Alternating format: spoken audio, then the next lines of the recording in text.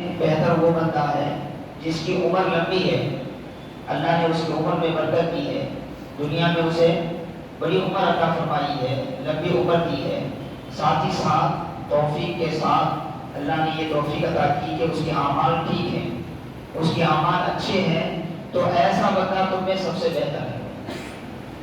لمبی عمر کے ساتھ ساتھ اگر اعمال ٹھیک ہے، نیک اعمال میں اس نے اپنی زندگی گزاری ہے، تو یہ بندہ ٹھیک ہے۔ پھر بولے ایُّ الناسی شر، لوگوں میں برا کون ہے؟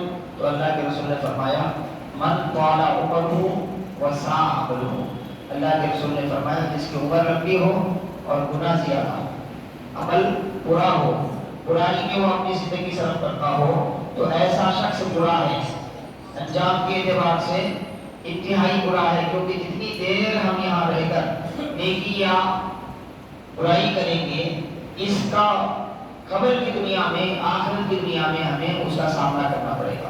نیکی زیادہ ہے تو اس کی برکتیں ملے گی، اگر شر زیادہ ہے، اللہ نہ کرے، اللہ گرفت کرنے پہ آ جائے، تو پھر اس شر کا عذاب انسان کو بھگتنا پڑے گا۔ اسی لیے میرے آقا علیہ السلام نے کیا فرمایا؟ عمر اچھی ہو، بڑی عمر ہو، لیکن اس کے ساتھ نیکی جڑی ہوئی ہو، اس کے ساتھ خیر جڑا ہوا ہو، اس کے ساتھ اچھائی جڑی ہوئی ہو۔ بڑی عمر ہے لیکن اس کے باوجود نیکی جڑی نہیں ہے، تو انہیں افسوس ہے، اپنی حالت پر افسوس کرنا چاہیے۔ میرے آقا فرماتے ہیں سا عمل ہو، جس کا عمل برا ہو گیا عمر کے ساتھ ساتھ، تو ایسی لمبی عمر لے کے کیا فائدہ؟ یہ الٹا عذاب میں زیادتی کا باعث ہے، اللہ کی سزا میں زیادتی کا باعث ہے۔ تو آپ اس حدیث پاک پہ غور کریں تو ہمیں ایک سیکھ ملتی ہے، ہمیں ایک سبق دیا گیا ہے۔ صرف رمضان تک ہم عبادت گزار رہتے ہیں، رمضان میں بڑی عبادتیں کرتے ہیں، اچھی بات ہے، لیکن رمضان تک ہمیں عبادت گزار رہنا نہیں ہے۔ یہ عبادت کا مسئلہ، یہ نیک اعمال کا مسئلہ، یہ اچھائی کا مسئلہ جو ہے وہ ہمارے زندگی کے آخری لمحے تک ہے، کیونکہ اللہ کے رسول کیا بولے؟ جب تک عمر چلے اچھی بات ہے، اسی لیے موت کی تمنا کرنے سے منع فرمایا اللہ کے رسول نے۔ ہمارے پاس کوئی یہ دعا نہیں کر سکتا ہے اللہ مجھے موت دے، نہیں، موت کو یاد رکھنے کا حکم ہے۔ ایک دن میں مرنا ہے، ایک دن میں مر جاؤں گا، ہمیشہ یا میں نہیں رہوں گا، یہ صبح شام آپ یاد رکھو، اس سے منع نہیں ہے، یہ کار ثواب ہے، یہ کار ثواب ہے۔ ایک ہے موت کو یاد کرنا، ایک ہے موت کی تمنا کرنا۔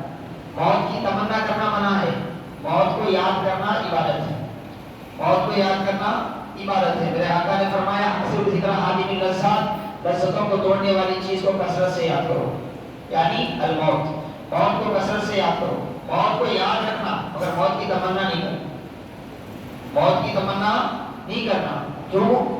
اس لیے کہ اللہ تبارک و تعالی اگر کسی بندے کو ایک اور ایک روایت میں آتا ہے عمر دے اور اس کے ساتھ اپنی بارگاہ میں رجوع کی توفیق دے، تو یہ سعادت مندی ہے۔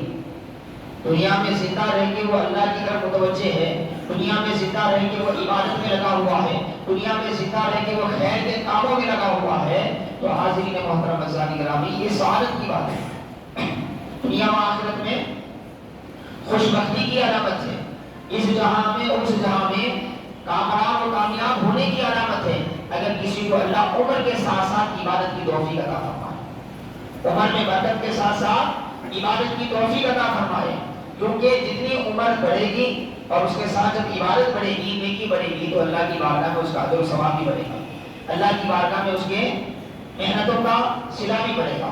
چنانچہ مسند احمد کی ایک روایت ہے، حضرت